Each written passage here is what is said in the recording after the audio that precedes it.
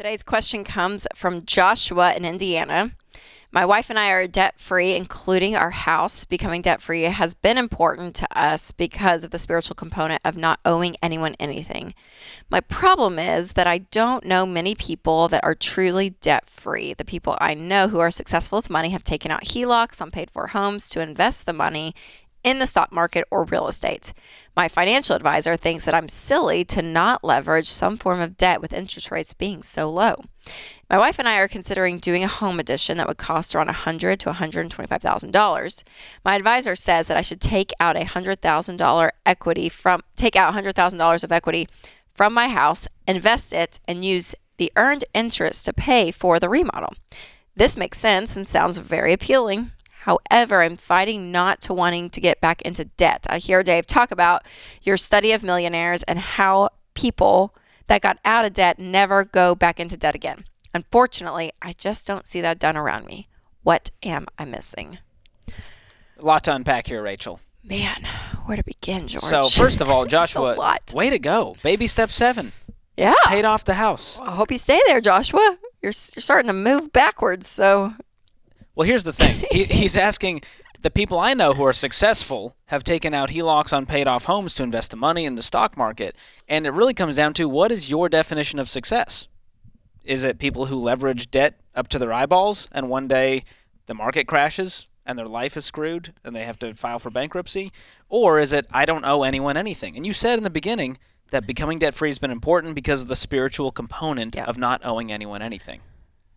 So here's what's hard about all of this, especially when you get into this conversation about investing and real estate, and I can invest my mortgage payment, make more on the interest, and you know what I mean? Like, there's all these talks, whether it's interest rates are so low, you're stupid to pay it off. Yeah, about the mortgages or even things like this, like the HELOC. But here's what people, and you touched on this, George, but it's just true. Here's what people don't take into consideration is the amount of risk that you're putting on yourself that you don't have right now. Joshua, you have no risk.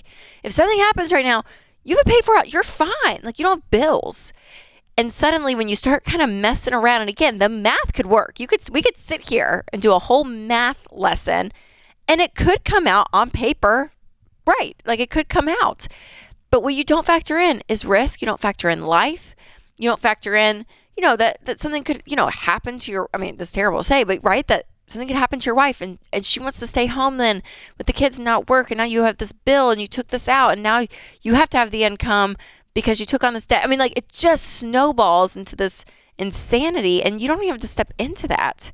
Yeah. And so there's a level of that freedom that I think is way more successful than messing around with the numbers and trying to kind of get rich quick is what it feels like. Hey, I want an easy way to build wealth. Well, this is easy.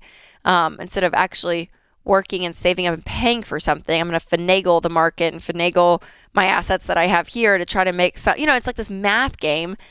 You know what? Get out of the game. Just save up and pay for stuff. It can be that simple and that clean. Yeah. And it's amazing that they've done the baby steps. Yeah. And they're still at this place mentally of, was this the right choice? I mean, do you want a mortgage again, Joshua? And fire your financial advisor. 100%. Stupid. Get rid of them. I highly doubt they're a SmartVestor Pro because they don't have the heart of a teacher. They're telling you to go back into debt and invest it and use the earned interest to pay for this remodel. That's dumb. You guys have the money. How much is he getting, huh? That's the question. Who's going to win in this scenario, Joshua? If I'm Joshua, Joshua, you're the financial advisor. You've got to stop looking to the culture to figure out what success looks like financially, because they don't have a clue, man. Walk down the streets. Look at all of the cars with loans on them, the homes that are over-leveraged, and you tell me what success is when the bank can't come take your house when you can't make a payment. Yeah. And so you have all the income in the world. You don't owe anyone anything, and therefore you can pay for that home edition of $100,000. You can save up and pay cash for it, cash flow that thing without needing to take equity from the house and do all kinds of stupid. Don't go backwards. That's right. Good Keep stuff. going forward. Thanks for asking, Joshua. Yeah. Good question there.